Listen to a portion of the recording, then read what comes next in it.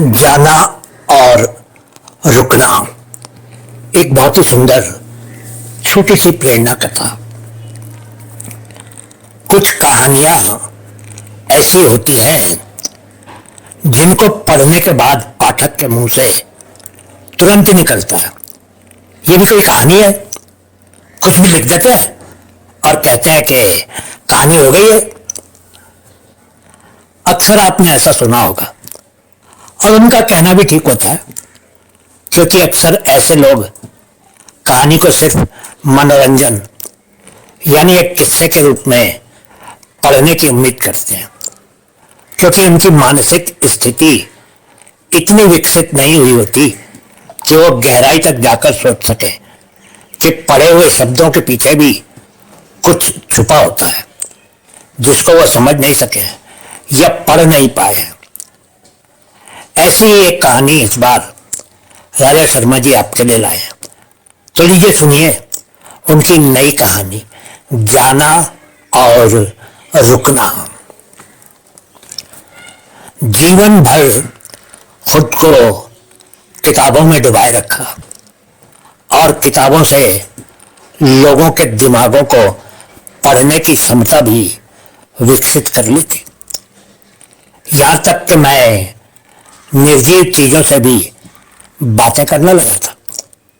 लोग तो मुझे पागल ही कहते थे, लेकिन मैं ही जानता था कि निर्जीव चीजों की भी अपनी एक दुनिया है। उस सुबह जब मैं घर छोड़कर जाने की तैयारी में था और मैंने अपना सब सामान बांध लिया था, घर ने फुसफुसाते हुए कहा, मुझे छोड़कर क्यों जा रहे हो? मुझे छोड़कर मत जाओ। तुम ये भूल गए हो कि तुम्हारा बीता हुआ समय या तुम्हारा अतीत मेरे साथ जुड़ा हुआ है। पर मैं जैसे ही घर के बाहर आकर सड़क पर दरवाजे के पास खड़ा हुआ, सड़क ने मुझसे कहा, चलो चलो अब तुम मेरे साथ साथ चलते रहो, मैं ही तुम्हारा भविष्य हूं और मैं तुमको आगे ले जाऊंगी।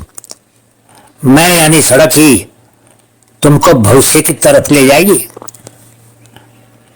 मैंने एक साथ ही घर और सड़क से कहा, नहीं, तुम दोनों मुझको अभी तक समझे नहीं हो। मेरा ना तो कोई अतीत है और ना ही कोई भविष्य है। अगर मैं रुक जाता हूं तो मेरे रुकने में भी जाना ही होता है, और अगर मैं जाता हूं तो मेरे जाने के साथ रुकना जुड़ा होता है। रुकने बाद चलना ही होता है और चलने के बाद रुकना ही होता है। ये तो सिर्फ जीवन और मृत्यु ही है जो सब चीजों को बदलते हैं। अच्छा ठीक है, अभी तो मैं चलता हूं, फिर देखेंगे कि मुझे कहाँ रुकना होगा। न सड़क मुझे हमेशा चला सकती है और न ही घर मुझे हमेशा के लिए रोक सकता है। वो धीरे धीरे सड़क के साथ साथ चलने लगा, लेकिन दोनों सड़क और घर ये नहीं समझ पाए कि वो इंसान वास्तव में कहकर क्या गया था।